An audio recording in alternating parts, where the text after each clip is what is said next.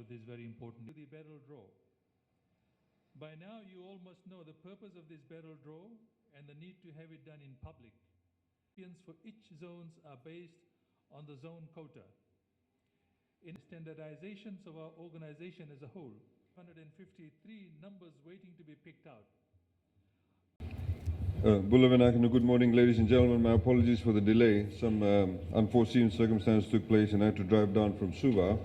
Of course, there's a lot more cars on the road too. So Nadi, there's a traffic build-up all the way up to the Jack's Handicraft Centre. So that goes to show how roads are being used in Fiji. I would like to very quickly just re-emphasize what the chairman of LTA board said. As you know that in Fiji for a number of decades, taxi permits were given by LTA in a very complex manner, very complicated manner. You first had to get a permit, you had to apply for a permit, then you had to go and get a base. Sometimes people, LTA would say, yes, you've got a permit, but go and get a base. Then sometimes they would maybe be given assurance of a permit, but not get the base. Sometimes the municipal council will say, I'll give you the base, but you don't get the permit. These were the sort of different issues that used to take place in Fiji. Of course, the other issue was there was no system as to how taxi permits would be issued. Who would get the taxi permit? We found for a number of years that some people who may have had 5 or 10 taxi permits continued to get more taxi permits. We found that, for example, people who own shopping centers got the taxi permits. We found that there were people who were driving taxis for 15, 20 years could never get a taxi permit. So there are a number of issues such as that. Of course, the other issue was, because there is no system in place, people did not know whether they'll get a taxi permit or not. They did not know what the criteria was. So, for example, if all the people in this row applied for taxi permits and only the first 2 rows got it, there was no transparency about why did these people get it, but the other people at the back did not get it. Nobody knew what it was. Of course, that led to corruption, because it depended on who you know, how much you gave to them, or dependent on your ethnicity. Sometimes people say, oh, he got it because he's Indo-Fijian, or he got it because he's Itoke, or he's got it because they're from the same province, or he's got it because they go to the same mandir, or he's got it because they're from the same high school. These were the sorts of things that used to take place. So that did not give a lot of confidence to people. And when you have those sorts of practices taking place, it breeds corruption. When you have no transparency, it breeds corruption. Because people say, oh, this guy is doing it, I might as well do it too. We also had people who, for example, owned permits and went away overseas and then supposedly sold it to somebody, gave $10,000, $20,000, but still held a permit. Then 10 years later comes back and said, I want my permit back. These are a number of things that used to take place. So government took a review of that. As you know, we appointed an independent committee to look at how we can improve the system. There are also issues, for example, in some of the municipalities, taxi drivers have complained to us there are too many taxis. One of the complaints, for example, you go to Singatoka, there's a small town like Singatoka, at one stage had over 70 taxis operating in a small town. There's too many taxis.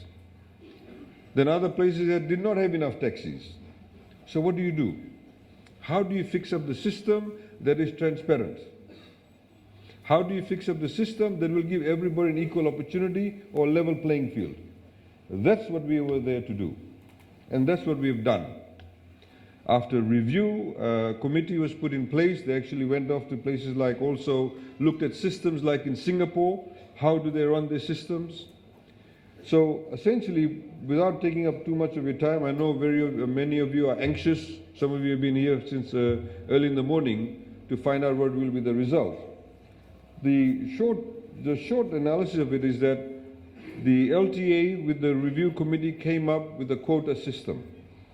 So a number, depending on the size of the population in that area, then you will have the number of taxis based on that. So I don't know what the exact permutation is, but for example, hypothetically you can say if there's 100 people, then you have 1 taxi. That's how you work quota systems. Okay?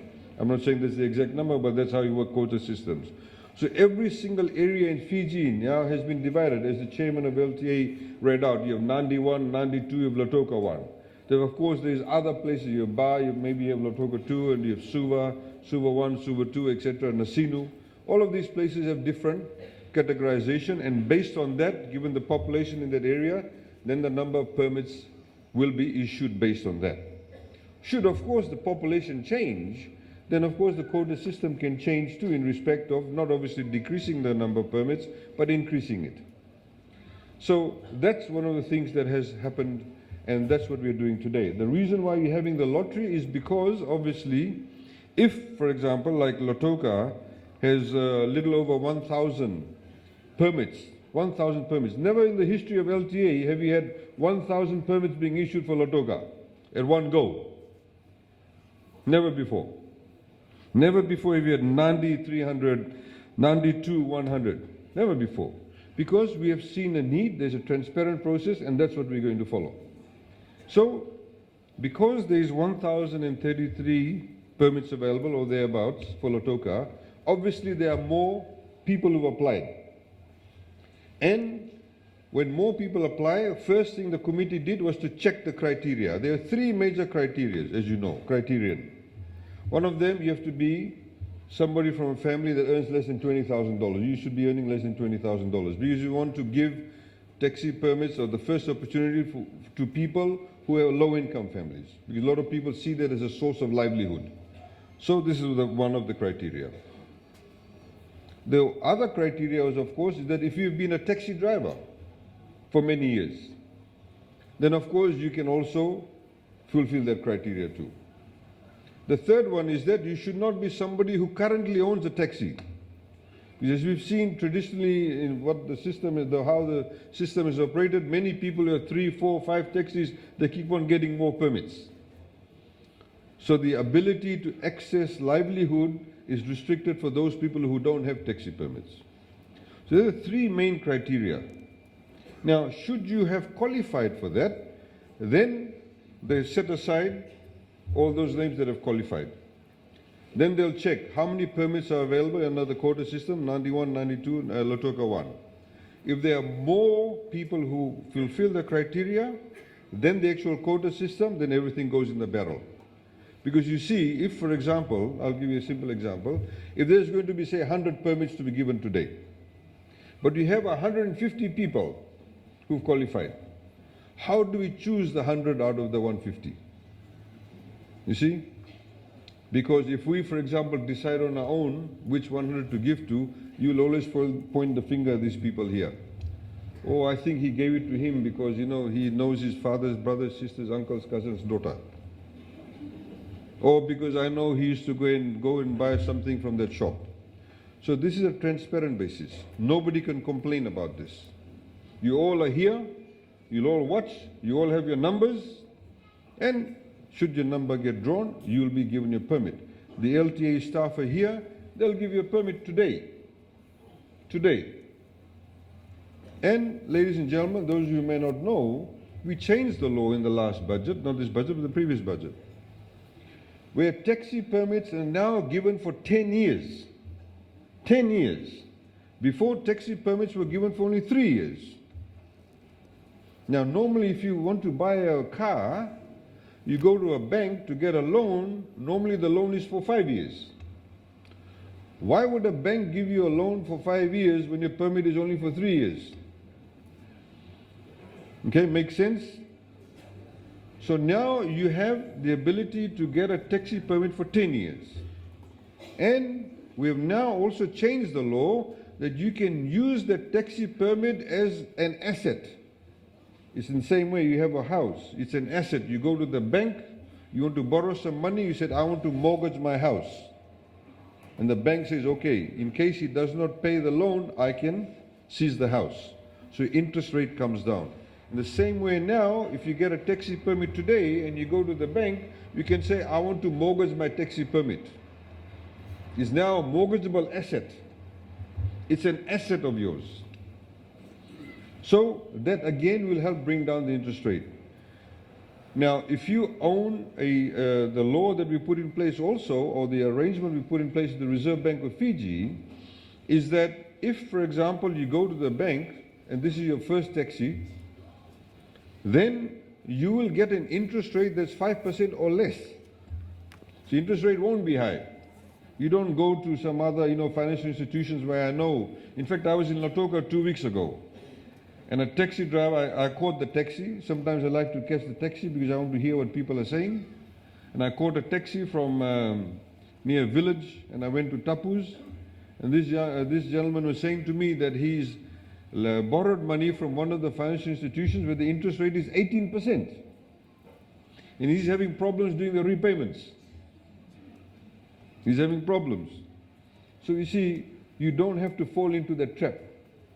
You can go to a bank, financial institution, and you'll get an interest rate 5% or less, so which is good for you. Now, the second thing that we have done now is that once you get a taxi permit, you have the ability to sell the taxi permit without having to ask LTA whether you can sell it or not.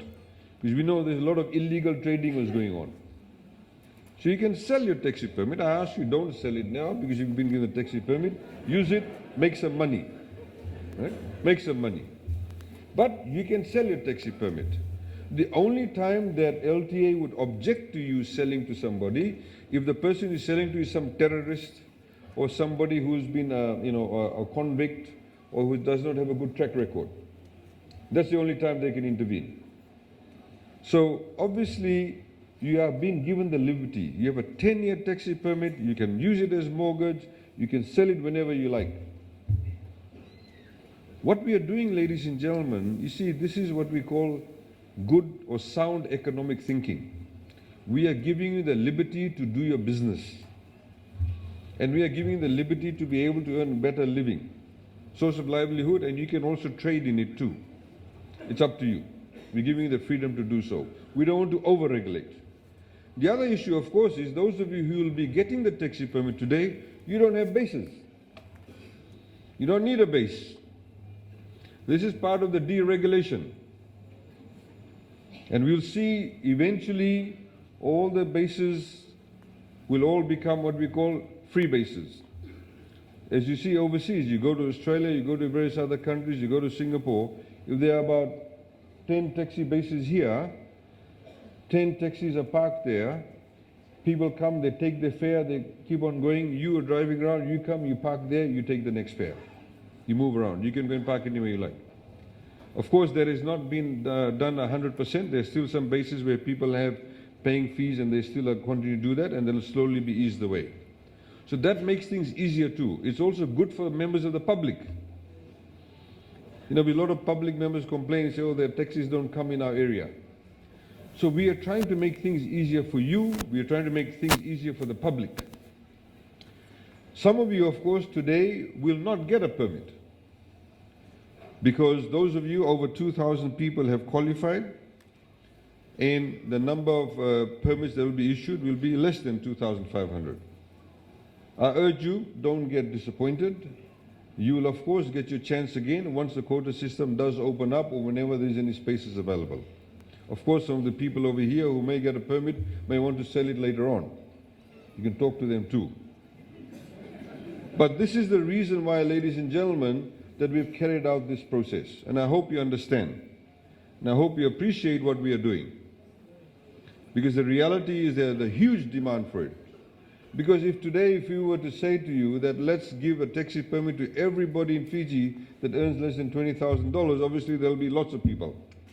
But not everybody can get a taxi permit. So that, ladies and gentlemen, is what we put in place. There's lots of other areas that the LTA, that we are working with the LTA to bring about more changes, to give more certainty in the transportation sector. As you know, there's a lot of vehicles on the road too. As you know, we've also made an announcement. I think it's important to make that announcement that in the budget we're going to start from next year commencing work on the 4-laning of the road between Nadi and Lautoka. Because as you know, there's huge traffic issues between Nadi and Lautoka. Nadi and Lautoka has become like Suva and Nosori now. So we need to be able to put the 4 lanes in place. We'll also be having bus lanes. But taxi choices of traveling in taxis, of course, is a choice of individual members of the public. I please urge you one thing. Now that we've made things so much easier in terms of your ability to access finance, please make sure that the service that you deliver to your customers is done in a very professional manner. The LTA, of course, will be issuing various standards regarding professionalism. I want to tell you a short story before I finish off. I recently met an expatriate who was visiting Fiji. As you know, because of the wonderful work done by the Honorable Prime Minister through the climate change, for the fact that Fiji Airways now flies to so many cities around the Pacific Rim. We fly to San Francisco, LA, Japan, Hong Kong, Singapore, all the cities on the eastern seaboard of Australia, New Zealand, Pacific Island countries. We're getting a lot more people coming to Fiji for business, and also World Bank, ADBs, etc. So because of that now, a lot of people are using taxis too. So there's one man, he met me, he said that he got in a cab at Nassori Airport. Somebody's passing, got in a cab at Nassori Airport. And he said the taxi driver offered him a bottle of water. And he said he had been on taxis in Fiji before, but never before had a taxi driver offered him a bottle of water. And he said, then the taxi driver asked me, do you want the air conditioner high or low? And he said, he spoke to him nicely. He said the taxi was clean. It smelled good. The taxi driver was dressed professionally. Was not in his shorts and flip-flop. As you know, many people do dress up like that. And he said when he dropped me at the hotel in Suva, he said, I was here for 5 days. And he said, every day when I use the taxi probably 4 or 5 times in a day. He said, I had got his phone number and I used only him. Because he wanted that service. He wanted that professionalism. Remember, ladies and gentlemen, the young people of Fiji all have these smartphones. They know what service is like. People want service. In the same way you now go to McDonald's, they serve you well. Good afternoon, sir. Good afternoon, madam. How can I help you? The service levels are increasing. The customers will become more discerning. If he's got a taxi permit, he's rude, I'm going to go to him. If he provides good service, I'll go to him. So you need to maintain that level of professionalism. We're getting a lot more tourists coming to Fiji. And also don't rip people off. Turn on your meter. You have to turn on your meter. That's the law. There's enough fare built into that to be able to pay for your expenses. We've also, for example, reduced the duty on tyre. It's only 5%. Used to be 32% before. We reduced the duty on spare parts. All of those things are in place. As announced in this budget, people who buy taxis, now if they buy a vehicle that's 2 years or less, second-hand vehicle, the duty is only 7.5%. Used to be 32. We brought it down to 15. This year we brought it now to 7.5%. So we've done all these things to be able to give you an opportunity to provide good service. And if you provide good service, you'll get a sustained source of livelihood. Ladies and gentlemen, I'd like to take this opportunity to thank the committee that did the work, that carried out the assessments. First of all, of course, the committee that did the initial assessment, and then the ones that carried out the assessment of the application. I also like to thank the chairman of the board, Mr. Vijay Maharaj, and of course Mr. Ashok Patel, who's also one of the board members, who's also been very key and instrumental in driving this. You are the first ones where we're going to do this quotas, the barrel. So you should consider yourselves very lucky. I understand the next place we are going to is Suva, and then they're going off to Lambasa and various other places. So ladies and gentlemen, with those few words, my apologies once again for the delay. We look forward to the delay. Thank you. Taxi permit that is going to be issued is 162. So we'll ask our chief guest to be blindfolded prior to the and then request one member of the public present who may wish to do so to rotate just a little bit on this side.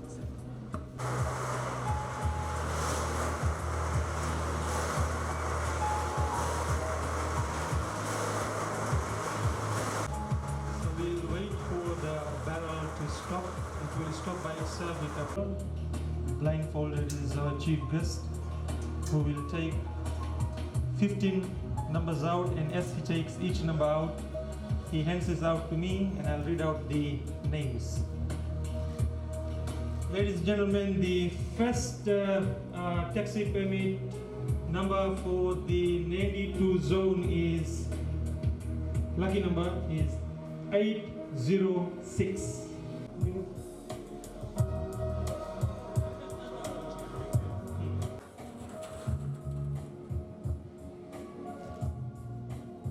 Next one is 810 question.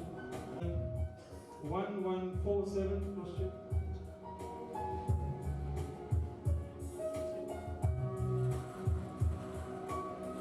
Ladies and gentlemen, so far we have taken out 8